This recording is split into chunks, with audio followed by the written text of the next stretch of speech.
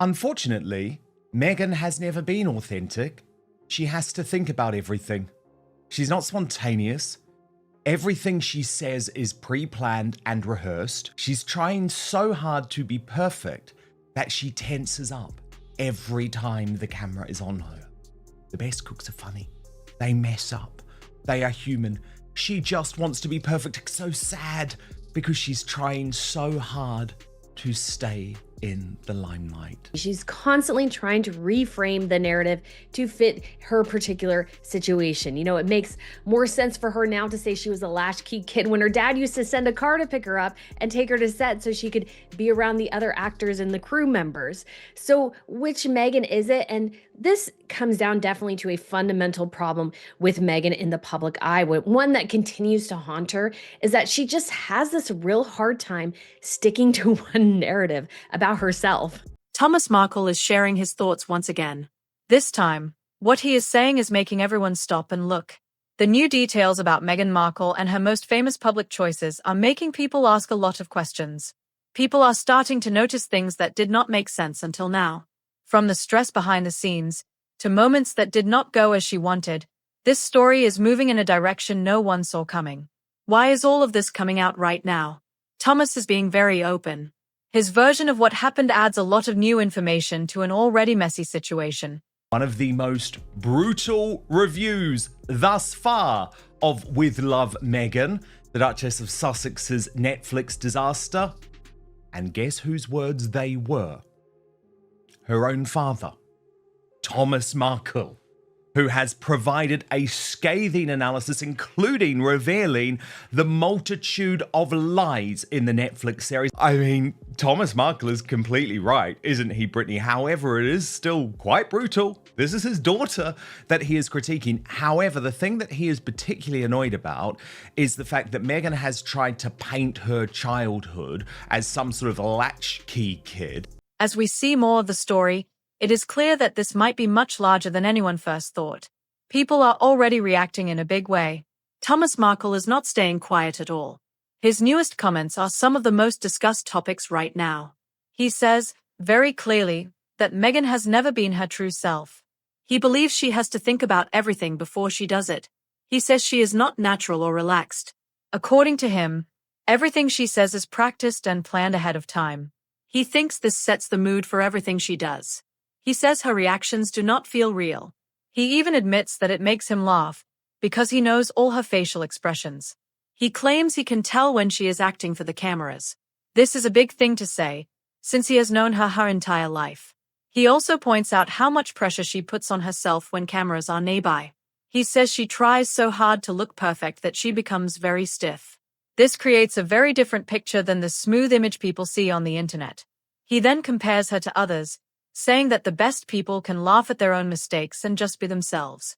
But he feels Meghan does not let herself do that.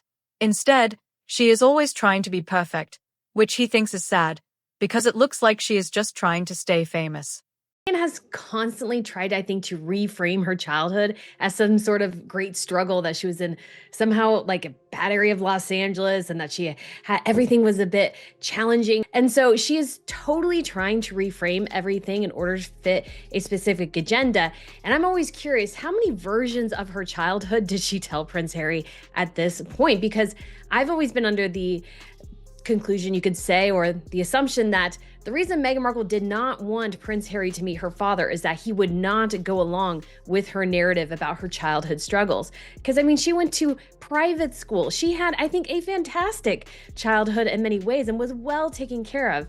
But now she sort of, denigrates her father and says, oh, no, wasn't that great or what have you, when it was actually quite good. It does not end there. This is not just a casual comment. People are calling this one of the harshest reviews yet of With Love, Meghan. This is the Netflix project by the Duchess of Sussex that has caused so much talk. It is shocking, because these words are coming from her own father, Thomas Markle. He is not just giving an opinion. He is also saying the show has many things in it that are not true. He says he plans to point out every single mistake.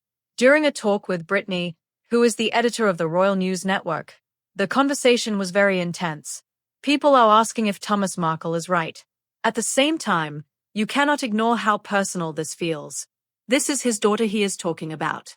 Still, what seems to bother him the most is how Meghan talks about her childhood and her new projects. Thomas disagrees with the idea that she grew up having a hard time. He explains that even though they sometimes ate simple meals, like TV dinners, there is more to the story. He says he was working 2 very big jobs in Hollywood.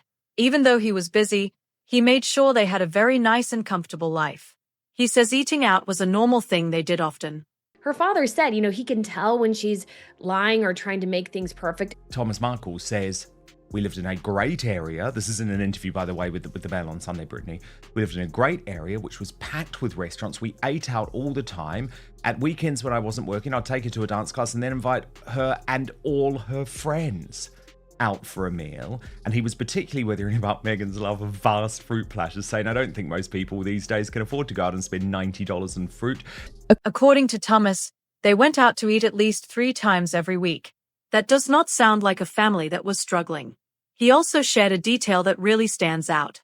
He claims Meghan's favorite place to eat as a child was Musso and Frank in Hollywood. This is a very famous and expensive restaurant. It has been around since the 1990s and has served very big stars like Frank Sinatra, Bing Crosby, and Marilyn Monroe. By bringing this up, Thomas is trying to show a different side of her life. He wants people to see that she had a fancy and comfortable upbringing. The situation is getting more heated because he feels he needs to tell the truth. He thinks these details show that her stories do not match the facts. Other people are starting to agree with him. Thomas says Meghan tries to change how people see her childhood by making it sound like she had a hard life. He says she acts like she grew up in a tough part of Los Angeles, where everything was a struggle. But now, people are questioning that. For example, Meghan once talked about going to the old spaghetti factory as if it was a big sacrifice. But Thomas says that restaurant is a well-known place where the food can cost a lot of money. This changes the story completely. It makes it seem like she is making normal experiences sound much harder than they really were. This leads to questions about how many different versions of her life story she has told. Look at this juxtaposition between pre-royal Meghan Markle and how she used to speak about what food she ate growing up to the lies she pumped out on With Love Meghan.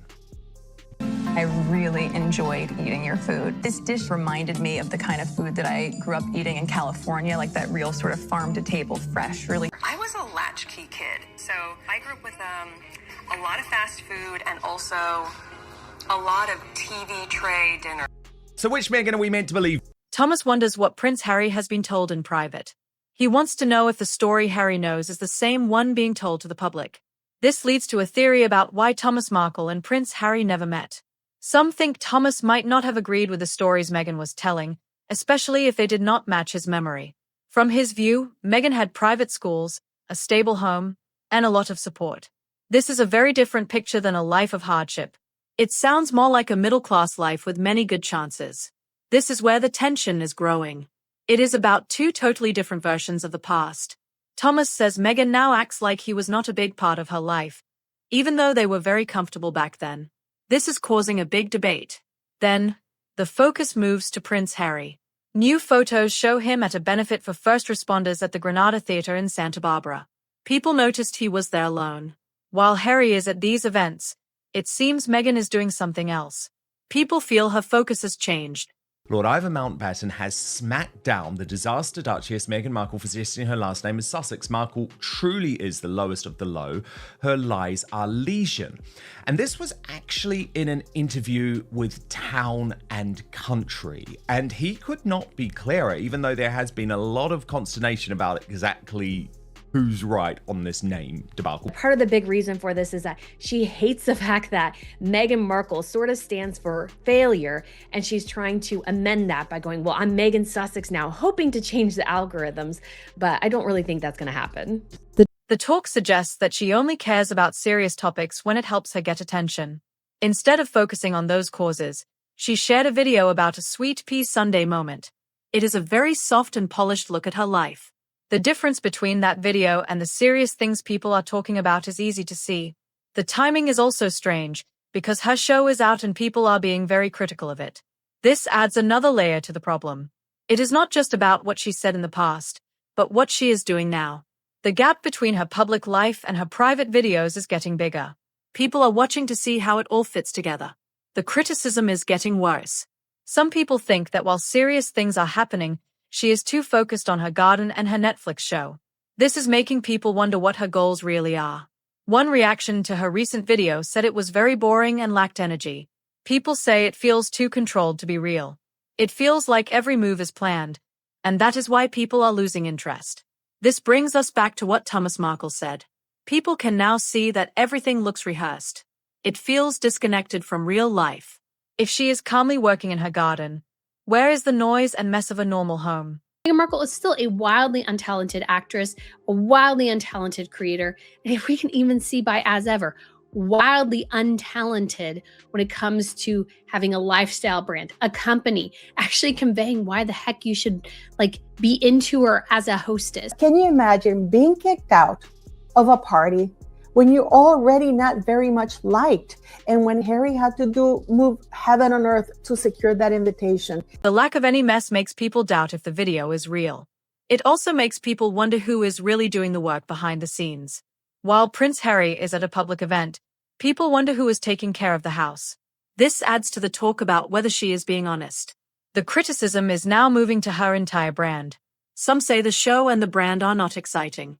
Even though people say Meghan is successful and captures everyone's attention, critics say they do not see that on the screen. The polished look is starting to feel boring to some people. Thomas Markle's words are becoming very important again. He says they lived in a great area with many restaurants and opportunities. He describes a life where they ate out often, especially on weekends. He says he took her to dance classes and bought meals for her and her friends. This shows a very supportive family life. It goes against the story that she had a hard time.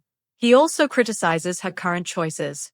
He thinks spending a lot of money on things like fancy fruit displays is out of touch with real people. He hasn't realised yet. You're the one being played, Meghan.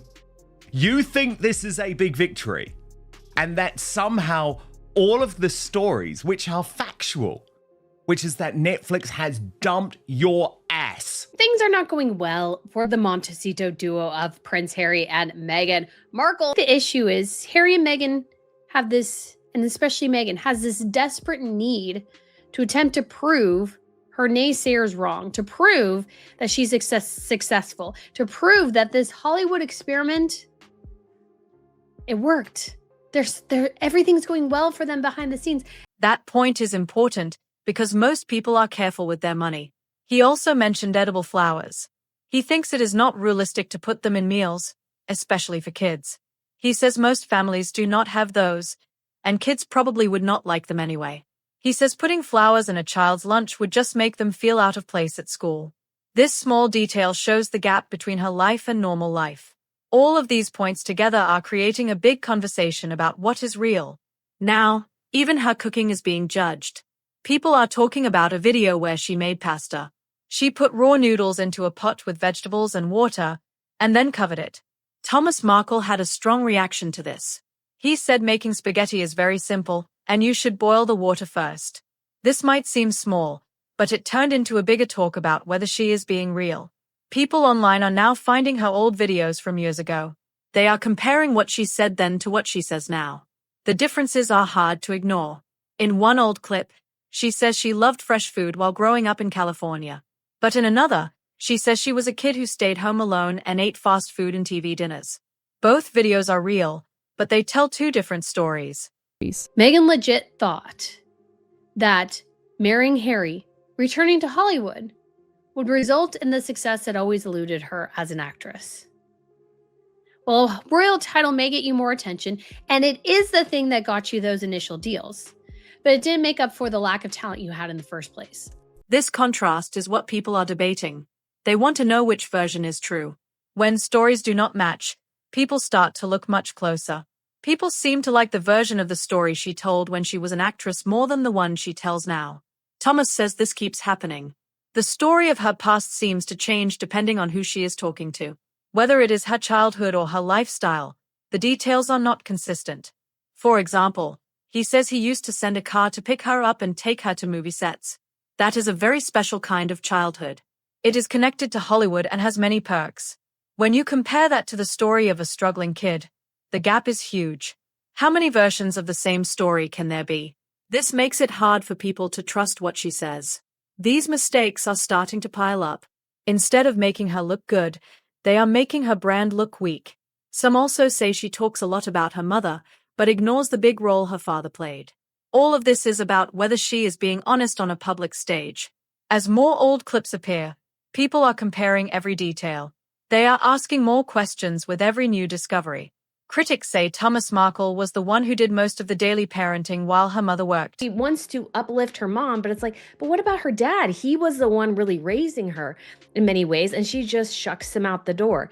Meghan Markle is narcissist and she's delusional in a lot of ways, but I think her and Harry are definitely seeing diminishing returns. I think the money is drying up. The argument is that her father is not getting the credit he deserves. People think he has been pushed away, even though he raised her. This is causing a lot of criticism, especially since her brand is about bringing people together. There is also a problem with her message. She talks about everyone having a seat at the table, but people ask how that can be true if she does not speak to her own father. Then, the talk moves to the controversy over their name. This is another area where people have very strong opinions. Thomas Markle says his mother was very proud of the Markle name. He says the family loved that name, which is why the change feels so personal. He says he never had a problem with the name before. He even says he now has to introduce himself in a different way, and he sounds very frustrated about it. This is a very emotional topic for the family, but it is not just the family talking. Lord Ivar Mountbatten, who is related to the king, also spoke about it. He was very direct about his feelings. Even though there is a lot of confusion about royal names, his view was very firm. Having someone from the royal circle speak up makes the situation even more intense. It shows that this is a big public conversation now. Why do I think that Meghan is bringing out the manic? I think she knows her goose is cooked. She knows that this Hollywood experiment has failed broadly. And yes, they're still doing things here or there. They're still attached to projects, but they've very much been taken out of any sort of creative control. Meghan is not somebody who generates positive buzz ever. Harry and Meghan, they just have no creative talent here. They shouldn't have gone off to Hollywood. Meghan didn't make it before in Hollywood, and a royal title has not changed that. This is where the details get interesting. Lord Ivar Mountbatten said there is a misunderstanding about how royal names work. He says the family name would not really be Sussex. He explains that Sussex is a title, not a last name. He says the official name for Prince Harry's family is Mountbatten Windsor. He says the children should use that name instead of Sussex. This has many people talking, because it challenges what they thought was true. Most people do not understand how royal titles and last names work. When someone from the family explains it, it means a lot. These comments were in Town and Country, a magazine that usually likes Meghan and Harry. That is why it got so much attention. Thomas also says the way the name change was told to the public was confusing. It felt very sudden and left people with many questions. There was no explanation. This goes back to the problem of being consistent. Thomas says there are too many different names being used. There is Meghan Markle, Meghan Sussex, and the Duchess of Sussex. She also uses different names for her business projects. It is hard for people to follow. Critics say this makes things more complicated than they need to be. If she was clearer, it would be easier for the public to understand. This name debate is now one of the biggest parts of the story. Online. Harry and Meghan are not doing well in Hollywood. The future is, in fact, is looking quite bleak for them in the entertainment industry.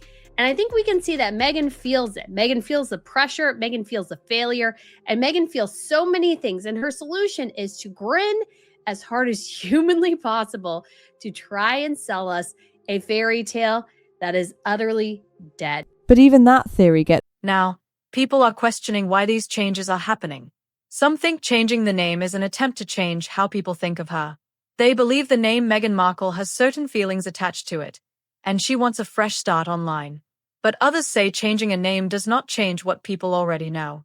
Audiences remember the past. Then there is the talk about the second season of With Love, Meghan. This announcement surprised many people. Meghan shared the news on social media and used to joke about staying calm. Some people thought it was awkward. But the bigger issue was the claim itself. News outlets said a second season was coming, even though the first one did not get good reviews. This made people wonder how it happened so fast. TV shows reacted with shock. But here is the twist. The talk is that this is not a real second season. The claim is that all the episodes were filmed at the same time. It was one big project that was split into 2 parts. Streaming services do this sometimes to keep people interested for a longer time. But splitting one season into 2 parts is not the same as getting a new season. This is causing a lot of pushback, because the announcement was misleading. Reports say there was only a small break in filming, about 2 weeks. That is why some people are calling it season 1.5. Do know that the only thing Harry and Meghan can do is generate a lot of noise. And so they're leveraging that to help this series. But at the same time, too, Netflix has got to realize that Harry and Meghan, the noise they generate is basically always negative. If that's the All of this goes back to the lack of clarity. When what is said does not match the facts, people become skeptical. The conversation shows that everything was finished from the start. Netflix had to decide what to do after the first reviews were bad. They could either hide the rest of the show or release it anyway. Since they have money tied up in this, they want to make the most of it. Stretching the release makes sense for the business. But calling it a renewal is what is bothering people. Nothing new was actually made. It was already sitting there, waiting to be seen. Netflix's goal is to turn viewers into customers who buy products. If people do not buy things, the long-term plan might not work. Watch time is also very important. It is not just about being in the top 10 for a day. It is about how long people stay and watch. The show was at number 9 in the US, but that is very close to falling off the list. Critics doubt the show can keep people's attention. They say the show is too slow and does not keep people hooked. Soon, the real data will come out, and we will see how the show actually performed. That is when we will know the truth. What Netflix is doing here is just basically keeping Harry and Meghan on the hook enough to where if something royal comes up, they can still leverage the couple. But Netflix is done with Harry and Meghan pretty much. Like, they're going to have some peripheral interactions on some projects, but I don't think they have any real creative control over anything. I don't think Netflix is really going to buy anything from them at this point. New reports say many people did not even finish the first set of episodes. This shows that people are not very interested. There is also talk that Netflix leaders are worried about the bad reviews. Even though there is public talk about more episodes, the big deal with Meghan and Harry has not been renewed yet. This is a major detail. Insiders say the show is not a big hit. It dropped out of the top 10 in the US and the UK just 6 days after it came out. That is a very fast drop. By filming everything early, the company can change future episodes based on what people say. It saves money and lets them fix things. But the big agreement for the future is still not certain. While things look okay on the surface, the reality is that the leaders are being very careful. They are watching the numbers closely. If things do not get better, it could hurt future projects.